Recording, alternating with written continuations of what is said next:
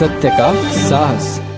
नागपूरमधील नाईक तलाव प्रभाग 20 येथे महावितरणाच्या कारभाराबाबत एक गंभीर प्रकार समोर आलाय। येथील नागरिक सध्या महावितरणाच्या मनमानी कारभारानं हैराण झाले असून या प्रकरणानं आता राजकीय वळण घेतलंय।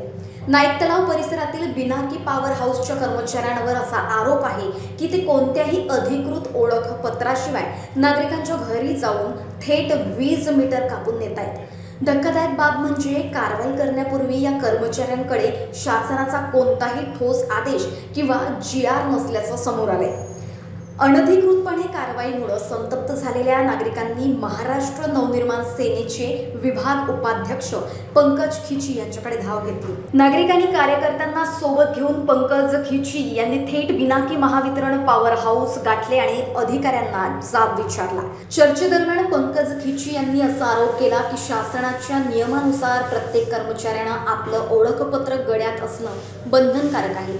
मात्र येथे अधिकारी आणि कर्मचाऱ्यांनी आपली ओळखपत्र खिशात किंवा बॅगमध्ये लपवून ठेवतात। जर कर्मचाऱ्यांकडे ओळखपत्र नसेल तर नागरिकांनी त्यांना अधिकृत कर्मचारी समजावं तरी कसं, असा संतप्त सवाल त्यांनी उपस्थित केलाय।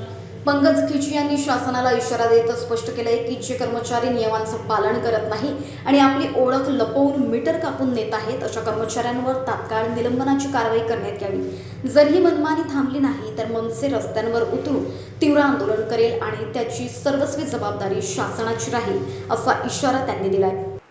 लोक 200 रुपये 300 रुपये कमवतात आणि आपला त्याच दिवशी ते धान्य आणतात। अशा वेळी अगर कोणतेही महावितरणचे अधिकारी त्यांच्या घरी मीटर कापायला जात आहेत तर मीटर कापायचा पहिले त्यांनी तो आदेश त्या नागरिकांना दाखवावा,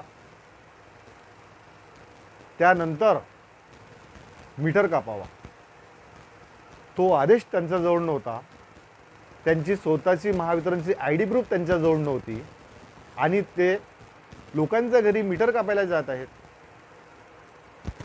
मी महावितरणला हात जोडून विनंती करतोय की जे असे कर्मचारी असेल जे नागरिकांची न ऐकता डायरेक्ट मीटर कापत असेल तर अशा कर्मचाऱ्यांना,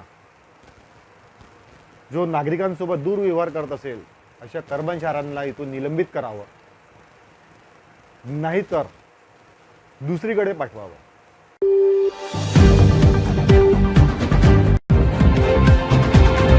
अब तक सत्य का साहस।